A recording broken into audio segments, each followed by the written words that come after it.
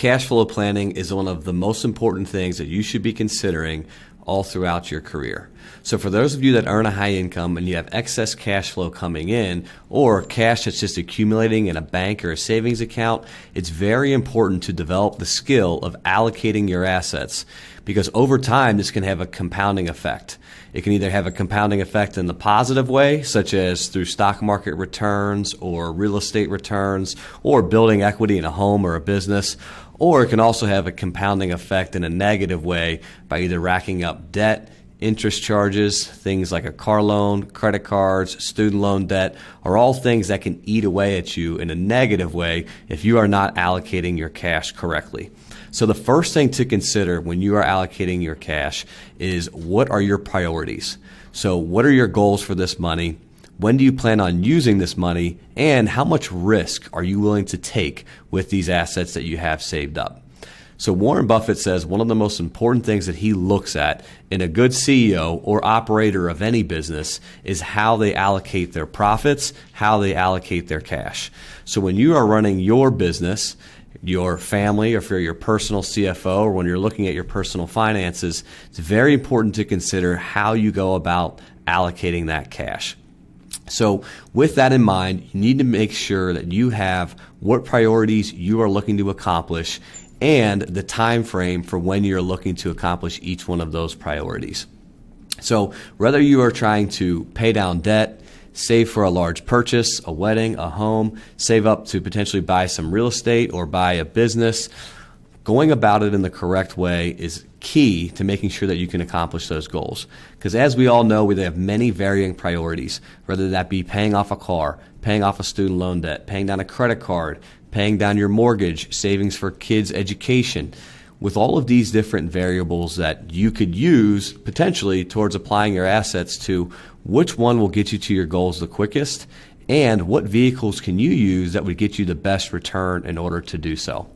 So here's a couple of things to consider. One of the approaches that I like to take is by bucketing out your assets. So looking at the different time horizons and when you might be able to use those assets and what level of risk you should be taking with that money that you have saved up. The other thing to consider is, what sort of interest rate are you paying on this loan or on this debt? For me, the easiest way to do it is to knock down the highest interest rates first. Even if that is a larger amount, it makes more sense to apply that excess savings or that excess cash towards paying down the debt. Once you have the debt paid down, that frees up a lot of cash flow. It also gives you flexibility to use those things to now go on the attack and start to go after your goals and use that excess cash as resources to do so. So where to put the money? So if you're looking at money in a 12 to 18 to 24 month time period, look right now, one of the best ways that I've seen to do it is by using treasury bills. You can use a treasury bill for a 3-month, 6-month, 9-month, 12-month, 24-month, whatever the duration is. There are different treasury bills that you can use, and they all have their own separate interest rates. The most recent that I saw, granted this is Friday, January 27th, one of the best returns that I saw for a treasury bill is through Charles Schwab. It's paying a 4.8% interest rate on that treasury bill for a 6-month T-bill. So this is much higher than you can get at a traditional bank, which I've seen rates as low as 1 to 1.5% lower than that rate that I just saw on that treasury bill. Granted, these are subject to change, so you may want to look at these. But you can ladder these different treasury bills with these different time increments so that as that money rolls off, you could potentially use that quicker. So that would be more of your short-term bucket. If you're looking out farther than that, it's important to look at dividend-paying stocks or even some corporate bonds or government-backed bonds that can get you a little bit of interest, a little bit of return on your money. And that way, it's taking on a little bit more risk. However, if you're getting quarterly dividends for that, hopefully that money can be there in a 2 to 5 year time period of when you need that money. Lastly, if it's a long-term goal, you can afford to be a little bit more aggressive with it. So if it's something that could potentially enhance your lifestyle, you can look at things like a private equity fund or other types of local private investments, maybe something into a private business or, again, real estate. If you're looking to save money towards those types of goals and it's farther long-term money, especially retirement, which may be many years down the road, That's the type of money that you can afford to be a little bit more aggressive with. Look at things like growth stocks, or alternative assets can help to boost your return into, really start to enhance that level of wealth that you can achieve. So having a bucketed approach, planning out when you would look to use that money, and getting very crystal clear on your goals are an important first step before you go about allocating those extra savings. Because really, you're in a good spot. If you have extra money coming in, you have extra cash flow, then you're getting ahead. And one of the buckets that you want to make sure that you're taking care of is, for the long term, would be retirement. Make sure that you're saving 10 to 15% of your income is going towards retirement. Then if you have money over and above that you're looking to save towards, that's when you can start to look to fund some of these other goals.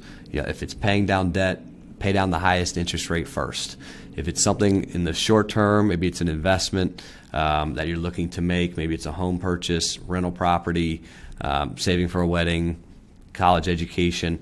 Look at the different vehicles that are out there, and it's important to consider what is the tax consequences for each one of these types of accounts that you can open up, because they all have different tax consequences, whether it's a 529 plan, a brokerage account, an HSA, Roth IRA, or your company 401k. All of these are taxed in a different manner, so it's important that you know the rules when you're signing up for these types of accounts, of when you could get the money out, when you'd have access to it, and what sort of taxes would you owe on the money that you're taking out.